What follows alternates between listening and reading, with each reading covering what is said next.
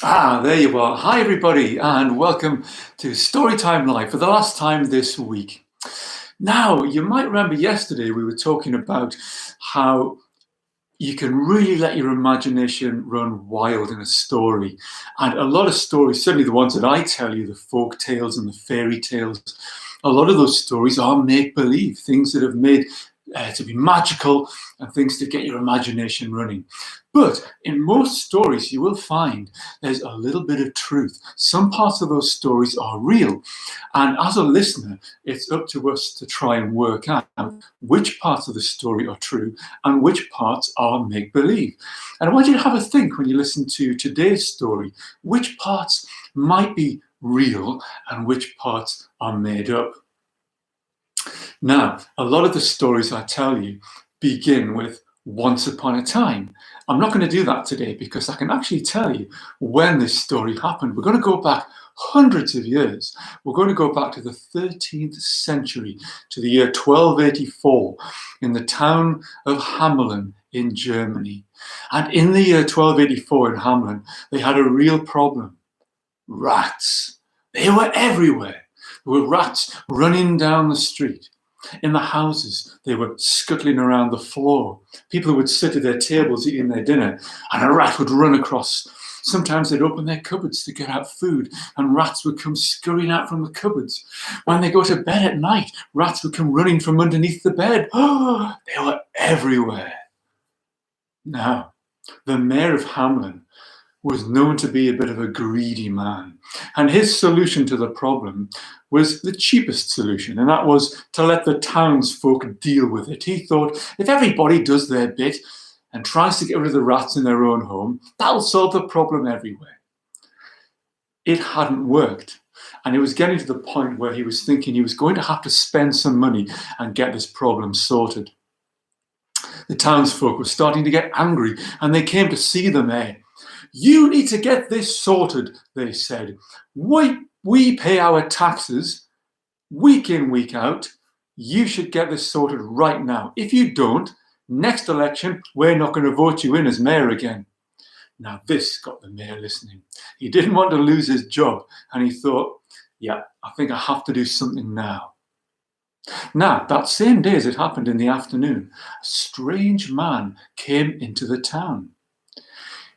He walked very, very lightly, almost as if his feet weren't touching the ground. And as he walked, he played a flute. He played a beautiful tune. And he wore brightly coloured clothes of all different colours, so the people called him the Pied Piper. He did the strange walk and played the strange music as he walked through the town, up to the town square, into the town hall, and waited to see the mayor. When the mayor came out, he said to him, I believe, sir, you have a problem in your town, and I also believe that I'm the one to sort it for you. Oh, is that right? Said the mayor. Yes, said the Pied Piper. I can guarantee you I can get rid of every single rodent in this town. Not one will be left. But what can you give me in return? The mayor offered him 1 bag of gold, which in those days was worth a lot.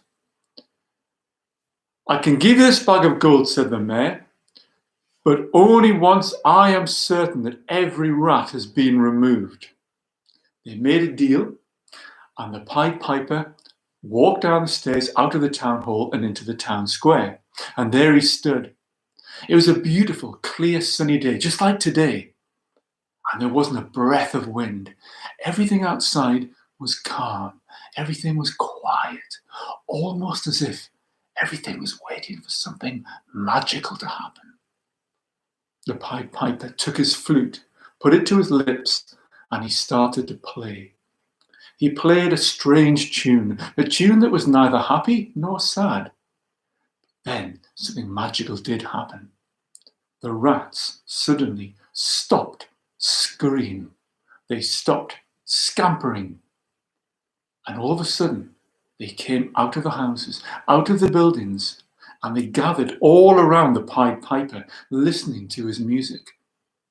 The Pied Piper kept playing until he was certain that all of the rats had come out and were all gathered around him. And then, still playing the tune, he started walking down the high street and out of the town. All of the rats followed behind. He walked out of the town and then down towards the great river, but he didn't stop. He continued walking into the river until he was waist deep in the water. All of the rats followed into the river and they all drowned. Satisfied that he got rid of the rats, the piper turned around, waded back to the river bank and walked back into the town, and then approached the mayor. "I have done as I promised," said the piper. "I have rid you of every rat in this town. Not a single one remains. I have come for my gold." The mayor stood there looking at the piper incredulously. But that looked far too easy," he said. "It only took you, half an hour? I thought you'd be here for days getting rid of all the rats." "No," said the Pied Piper, "but the job is done, and you promised the bag of gold." "Well, I think a bag of gold's a lot for half an hour's work," said the mayor. "Far too much, in fact. I'll tell you what, I'll give you a handful of gold coins. You can take those." The piper shook his head. "I'm going to ask you one more time," he said. "You will give me that bag of gold as my payment, or you will be sorry." "Ha!" scoffed the mayor. "Sorry indeed. Get away with you." And he turned around, walked into his office and closed the door behind him, leaving the Pied Piper standing there on his own. The Pied Piper turned around, walked out of the town hall and walked out of the town. The next few days, nothing happened. And it did seem indeed that the rats had been removed. Nobody saw one, not a single one. And the mayor was quite pleased with himself. There was no more talk of him being removed from office and a new mayor coming in. But he couldn't help worrying. Those last words of the piper, "You will be sorry," those words nagged at him a little bit, did make him worried. But a few more days passed, and eventually people forgot about the Pied Piper, and life seemed to return back to normal. Until a week later, on a Sunday morning, when the piper returned. Mid-morning it was when he walked into the town, this time not dressed in the beautiful colours, but dressed all in green. He stood there in the town square. It was mid-morning on a Sunday. All of the grown-ups in the town were in church, and all of the children were in the houses. The piper took his flute, put it to his lips, and he played a tune. This time it was a happy tune, a merry tune, and it wasn't long before the children heard the music. This time it wasn't rats that came out of the houses, it was the children. They came out dancing and laughing. They couldn't help it. They were carried out by this wonderful, magical music. And just like with the rats, they gathered all around the Pied Piper. More and more came from all over the town, until all of the town's children were gathered around. And then the Pied Piper turned and he started walking out up the high street, still playing the beautiful tune, all of the children dancing and following behind. He took them out of the town and up towards the hills and the mountains, over and far away. Meanwhile, back in the townsfolk, all the grown-ups, were coming out of church, and it didn't take them long to realize that the children had gone. But they found out where they'd gone, because 3 children had been left behind. And I'll tell you how they were left behind. The first was left behind because he was blind. Although he could hear the music, he couldn't see where all of the other children were going. The second was deaf. So although he could see the piper taking the children away, he couldn't hear the music. He couldn't be bewitched by that magical tune.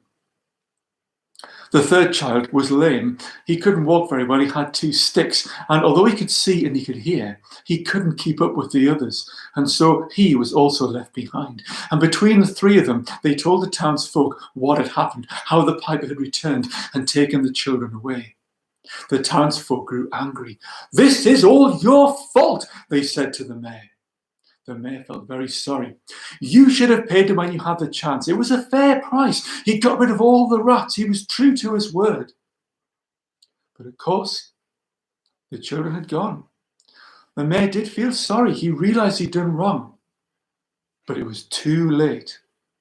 It was far too late. And there you go, boys and girls. That's where the story ends. The story of the Pied Piper of Hamelin. Boys and girls, that story doesn't tell you what happened to the children. And like a lot of stories, sometimes it's up for you to decide. Now, some folks say that the children were led away to a beautiful, magical place over the mountains, and they lived happily there for the rest of their days. Other people say that the piper waited for a few weeks until he was sure the mayor had learned his lesson, and then he brought the children back, and he was paid the gold by the mayor and a little more. And the mayor was less greedy from those days onwards. If you want to tell that story, well, you can choose your ending and make it your own. And we spoke at the beginning about truth in a story. Well, I can tell you that there is actually a place called Hamelin. It exists. It's a real town in Germany. And in Hamelin, there is a street, and that street is called Bungelosenstraße. And in English, that means the street without drums. And to this day, nobody is allowed to play music on that street because it is believed that is the last place that the children were seen before they were led away by the Pied Piper. It's a great little tale, the Pied Piper of Hamelin. Well, boys and girls, thank you very much for tuning into these stories. I'm glad you're enjoying them. There's more to come. And next week on Monday, we're going to start off with a lovely fairy tale, a classic tale called The Frog Prince. And I'll tell you that one next week at 10:30 live. But that's it for now. Look after yourselves, everybody, and I'll see you next time. Bye for now.